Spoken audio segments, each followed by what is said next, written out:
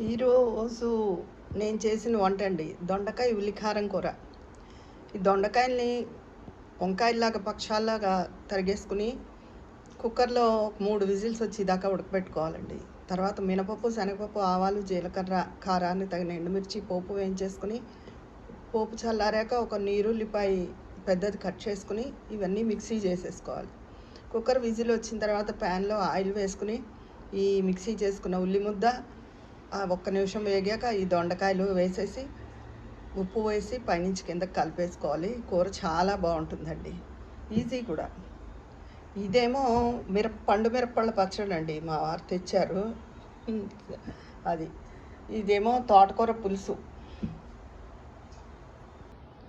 ఎప్పుడు నేను ఇది కొంచెం పెసరపప్పు వేసి చేస్తాను, ఈసారి అలా కాకుండా తోటకూర, 2 పచ్చిమిరపకాయలు ఉడకబెట్టేసుకుని కొంచెం పసుపు వేసి, చింతపండు పులుసు, చిన్న బెల్లం ముక్క, ఉప్పు వేసి ఒక స్పూను వరిపిండి ఇందులో కలిపేసుకున్నానండి. నీళ్ళల్లో కలిపేసి ఇందులో వేసాను. అయితే కొంచెం మెంతి పొడి ఉంటే ఆవాలు, మెంతులు, ఇంగువ, ఎండుమిర్చి పోపు వేయించింది ఆ పొడి ఒక స్పూన్ నిండా వేసుకున్నాను.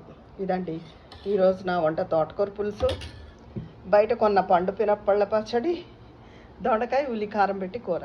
ఉంటాను.